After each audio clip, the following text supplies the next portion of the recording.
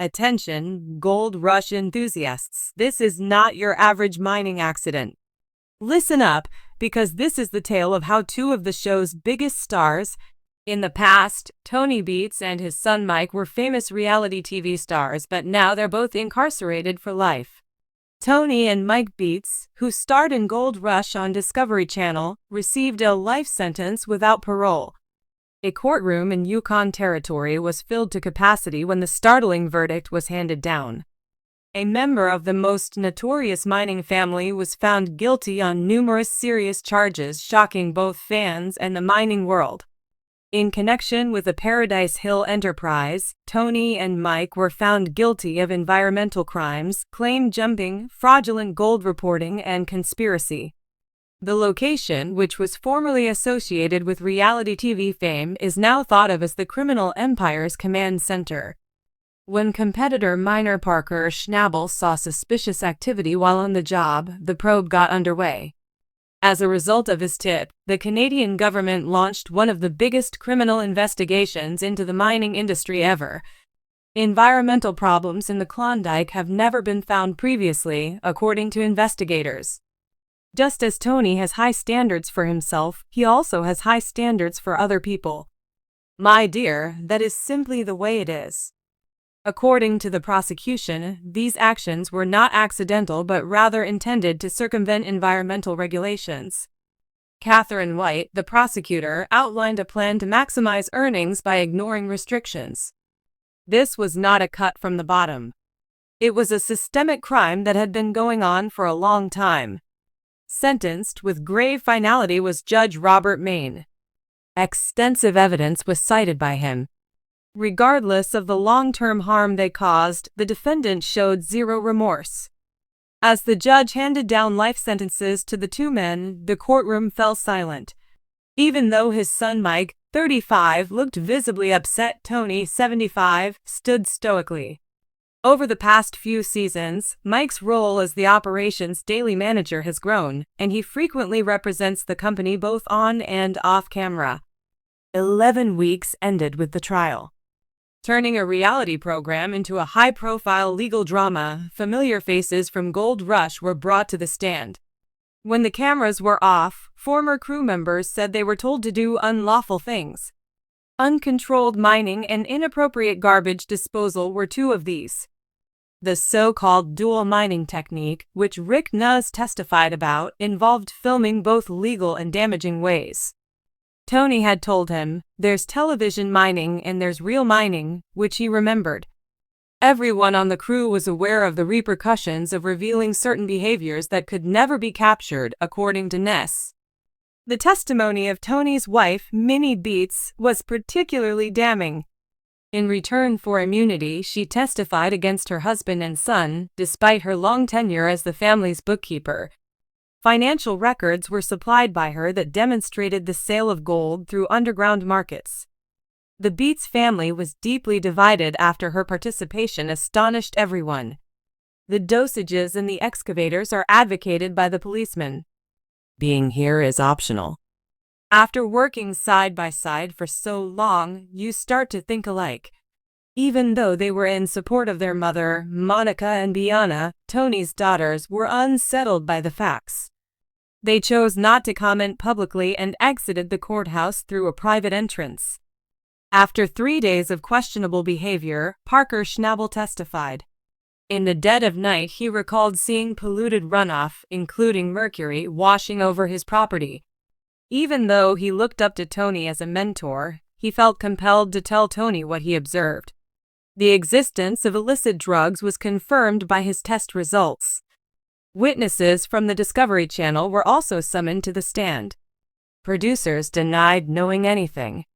A few others spoke clean about having suspicions, but they were afraid to divulge anything that could ruin the event.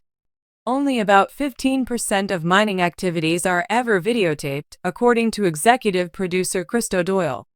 He remarked that faith in the miners' honesty was the foundation for everything else. As a result of this case, people are wondering if reality TV is complicit in normalizing dishonest or unlawful practices. Financial gain and amusement. In a statement, Discovery Channel denied being aware of any misconduct. The business expressed its dismay with the result. While Tony was drunk, another actor named Fred Lewis testified that Tony boasted about breaking environmental regulations. Prior to the gravity of the crimes being revealed, Lewis believed it was merely harsh rhetoric. Satellite imagery proved that wetlands were damaged and waterways were rerouted, according to the prosecution. Levels of mercury pollution up to 200 times higher than permissible limits were confirmed by scientists. As a character witness, the defense presented Todd Hoffman, who had previously been on the show. When prosecutors brought up Hoffman and Tony's history of animosity, the strategy backfired. When Tony called his operation amateur, Hoffman acknowledged that Tony had once marked his more rule-abiding tactics. Tony, when you first laid eyes on him that day, what impression did you get? Well, S and Denny started off with a fantastic notion, and look at what they accomplished in the end. You have to give him credit for trying, though, Todd. Perhaps the criticism is because he followed the rules, Hoffman remarked in hindsight. Subsequently, the prosecution presented proof of unlawful mining on Beat's non-owned property. According to Dave Turin's testimony, he found untested gold and then found out that his claims had been covertly mined. According to Turin, several areas showed encouraging test findings but produced no gold. He now realizes that someone else has already taken it. Jonathan Blackwood, a lawyer for the Beats, contended that Tony's abrasive TV character impacted the prosecution. Envy and exaggerated reality TV footage, he said, were the driving forces behind the accusations. But when the court heard Tony and Mike's secretly recorded chats about hiding illegal mercury used when inspectors weren't around, this argument fell apart. In one scene, Tony instructed Mike on how to discreetly discharge mercury and when to do it.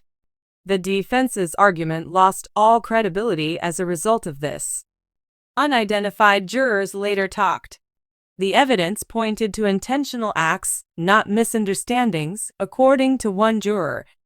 According to another mining industry juror, the whole operation was set up to avoid environmental regulations and make as much money as possible.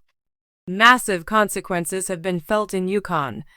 When a verdict is deemed just, some residents rejoice. The potential harm to the region's image as a tourist destination was another concern. Dawson City resident Marion Clark expressed her gratitude to Tony for bringing the Klondike to the forefront, but emphasized the need for responsible mining practices to become the norm going forward. The mining claims and equipment of the Beats have started to be evaluated by the authorities. To help pay for cleanup activities in the environment, a lot of it might be sold off. The Gold Rush, as verified by Discovery Channel, will proceed without the Beats family, but sources say the program won't be the same. The beloved Chris Hume of the verdict left no winners, the show reported. Damage to the environment and a breach of trust were two things he bemoaned. Tony looked to the gallery and exclaimed, "The Viking has fallen," as the officers led Mike and Tony out of the courtroom. After that, he abandoned his empire and vanished behind prison walls. In view of the trial, footage from previous seasons suddenly appears very different. What were formerly haughty celebrations of success are now being cast as deceitful actions. As part of their educational programs, environmental groups have begun exploiting film from the Gold Rush to emphasize the importance of mining restrictions.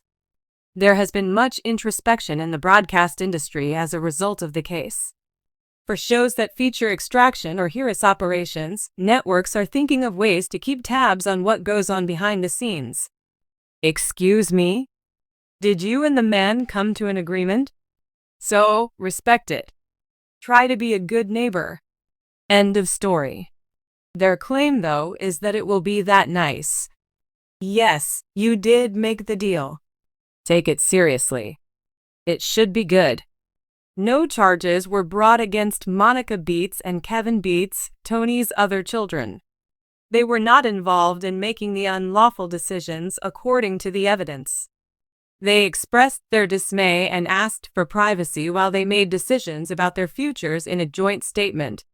Stricter inspections of all mining operations have been pledged by the Yukon government. In addition, Discovery Channel has designated compliance officials to be on site continuously. Both reality television and the mining industry can look back on Tony and Mike's life sentences as a watershed moment. Not only that, but they are a terrifying reminder that fame does not grant you immunity. Tony B was known as the King of the Klondike for a long time. He is now merely inmate 88675-309. He believed he could outrun justice, which wiped away his empire of dirt. Canadian environmental agencies started collaborating with local authorities to determine the complete damage extent following the punishment. Experts from several provinces were summoned to assess the extent of contamination, soil erosion, and mercury levels throughout a number of kilometers of Yukon wilderness. According to legal records, some of the impacted rivers have historically served as spawning grounds for local fish species that are now in danger of going extinct in certain areas. To begin substantial rehabilitation, experts said it would require decades and millions of dollars. At the same time, numerous beats found a global financial trail. In other words, $4.5 million is what we're aiming for. Holy cow, that's a ton of cash. You have no idea how much money that is.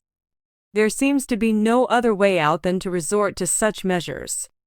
I also think you're taking a huge chance by doing this. Indeed, we are correct. We can't remember the last time we did anything so daring. No, man, this is becoming quite serious. According to the prosecution, at least 3 nations' black markets and offshore accounts were involved in the transfer of funds from unreported gold sales.